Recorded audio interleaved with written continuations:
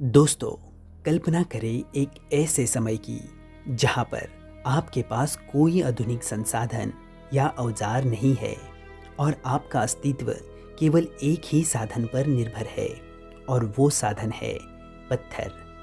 दोस्तों, ये समय है पाषाण युग, जब मानव ने पहली बार धरती पर अपने अस्तित्व के लिए संघर्ष करना प्रारंभ किया और अपने जीवन को आसान बनाने के लिए पत्थरों का उपयोग करना सीखा।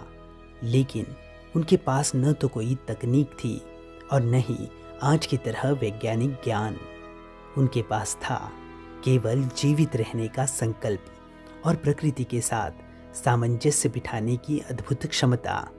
दरअसल पाषाण युग मानव की एक भावनात्मक यात्रा है जो 25 लाख वर्ष पहले शुरू हुई और 2000 ईसा पूर्व तक चलती रही।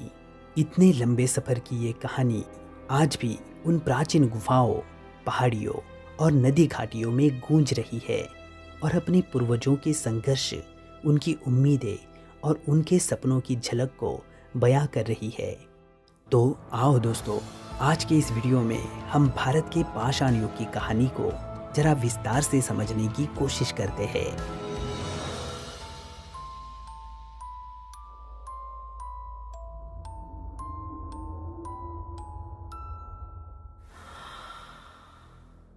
दोस्तों, भारत में पाषाण युग के 3 प्रमुख चरण रहे हैं: पुरा पाषाण युग, मध्य पाषाण युग और नव पाषाण युग। इन 3 चरणों में मानव ने धीरे धीरे पत्थरों का उपयोग करके अपनी तकनीकी क्षमता को बढ़ाया और साथ ही साथ समाज और संस्कृति की नींव रखी। सर्वप्रथम हम पूरा पाषाण युग के मानव के संघर्ष और अस्तित्व की कहानी को समझते हैं। दोस्तों, पूरा पाषाण युग वह समय था जब मानव अपने अस्तित्व के लिए हर दिन हर पल प्रकृति से संघर्ष कर रहा था। यह काल लगभग 25 लाख वर्ष पहले शुरू हुआ और 10,000 ईसा पूर्व तक चलता रहा। इस युग के लोग खानाबदोश थे, यानी वे एक जगह से दूसरी जगह लगातार घूमते रहते थे। भोजन की तलाश में वे जंगली जानवरों का शिकार करते थे और जंगली फल, कंदमूल और जड़ी बूटियों का संग्रहण करते थे। ये लोग मुख्य रूप से शिकार पर ही निर्भर थे और पत्थरों से बने हथियारों के सिवाय इनके पास शिकार पाने का कोई और तरीका नहीं था। ये हथियार उनके लिए जीवन और मृत्यु के बीच की सीमा को तय करते थे। इन हथियारों को बनाने की प्रक्रिया भी कोई आसान काम नहीं था। पत्थरों को तोड़ना, उन्हें धार लगाना और फिर उनका सही इस्तेमाल करना, ये पूरी प्रक्रिया एक कला थी जिसे इस युग के लोगों ने खुद ही विकसित कर लिया था। इनके पास कोई स्थायी घर नहीं थे। वे गुफाओं या खुले आसमान के नीचे रहते थे। भीषण ठंड, भूख और जंगली जानवरों से अपनी रक्षा करने के लिए उनके पास केवल एक ही सहारा था और वो सहारा था पत्थर। इन्हीं पत्थरों से शुरू हुई उनकी यात्रा अंततः उन्हें एक सभ्य समाज की ओर ले गई।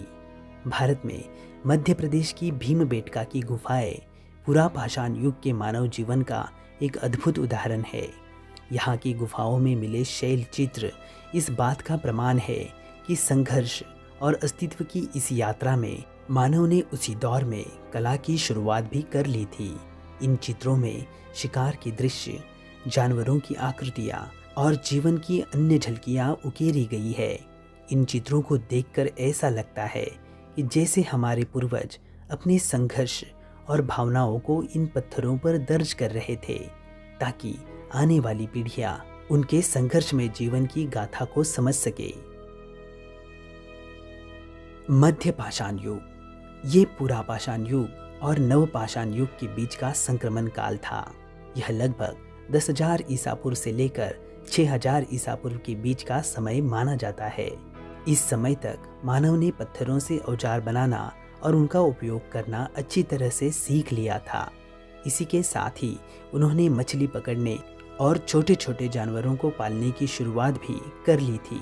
मध्य पाषाण युग के लोग अब पूरी तरह से खानाबदोश नहीं रहे थे। वे छोटे छोटे समूहों में रहकर एक जगह से दूसरी जगह जाते थे, लेकिन उनके जीवन में स्थिरता की झलक अब दिखने लगी थी। वे अपने शिकार और भोजन संग्रहण के साथ साथ सामूहिक जीवन की ओर बढ़ने लगे थे। समूहों में रहना, शिकार और मछली पकड़ना और छोटे औजारों का उपयोग करना उनके जीवन का हिस्सा बन चुका था। इसी युग में पत्थर के और ज़्यादा छोटे और धारदार औजारों का विकास हुआ, जिन्हें माइक्रोलिथ्स कहा जाता है। ये औजार छोटे थे लेकिन बेहद ही प्रभावशाली थे। इनका उपयोग तीर और भालों के साथ किया जाता था, जिससे शिकार की प्रक्रिया और भी आसान हो गई। ये औजार उस समय के मानव के दिमाग की उन्नति और उनकी तकनीकी समझ का प्रतीक थे।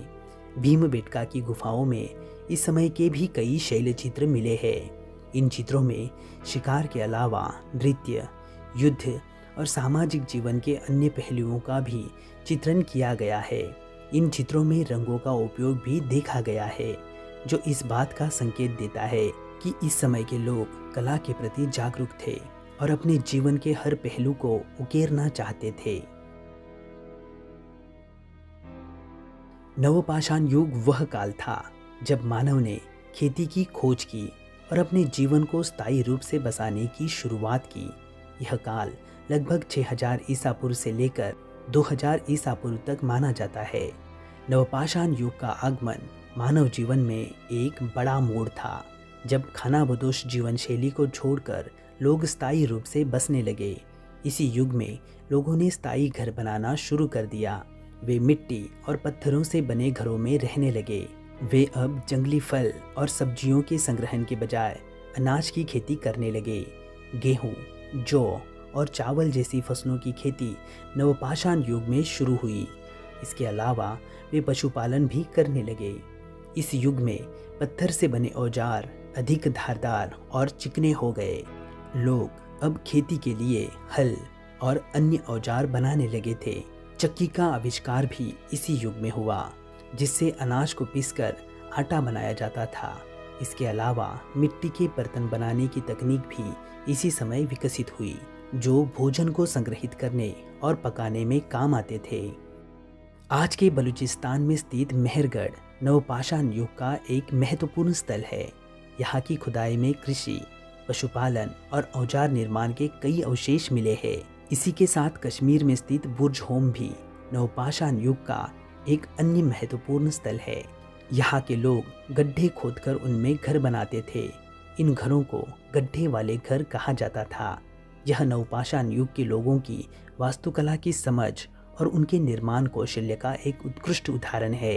ये सभी अवशेष इस बात का प्रमाण है कि नवपाषाण युग के लोग एक समृद्ध और स्थिर समाज की स्थापना कर चुके थे। वे अब न केवल खेती करते थे, बल्कि पशुपालन भी करते थे, जिससे उन्हें दूध और मांस की प्राप्ति होती थी। नवपाषाण युग में लोगों की धार्मिक आस्थाओं का भी विकास हुआ था। इस युग में मृतकों को दफनाने की परंपरा विकसित हुई। मृतकों के साथ औजार, आभूषण और खाने पीने की चीजें दफन की जाती थी, जिससे यह संकेत मिलता है कि उस समय के लोग जीवन के बाद मृत्यु और मृत्यु के बाद फिर से जीवन की कल्पना में विश्वास करते थे। इस युग का अंत भी तब हुआ जब मानव ने धातुओं का उपयोग करना शुरू किया। जब मानव ने तांबे का उपयोग करके औजार और हथियार बनाए, जिससे उनकी तकनीकी क्षमता और भी बढ़ गई। ताम्रपाषाण युग का आगमन पाषाण युग के अंत की शुरुआत बना। भारत का पाषाण युग न केवल हमारे प्राचीन इतिहास का हिस्सा है, बल्कि यह उस संघर्ष, साहस और मानव धैर्य की कहानी है जिसने इस भूमि पर एक महान सभ्यता की नींव रखी, जिस महान सभ्यता को हम सिंधु घाटी सभ्यता के नाम से जानते हैं। तो दोस्तों, आपको ये जानकारी कैसी लगी? आप हमें कमेंट में जरूर बताइए। वीडियो को लाइक करके अपने दोस्तों में शेयर कीजिए और चैनल को सब्सक्राइब करके बेल आइकन को ऑल नोटिफिकेशंस पर सेट कीजिए, ताकि हमारे अगली वीडियो की नोटिफिकेशंस आपको तुरंत प्राप्त हो। तो चलो दोस्तों, मिलते हैं अगली किसी वीडियो में। तब तक के लिए आप अपना ख्याल रखना। जय हिंद।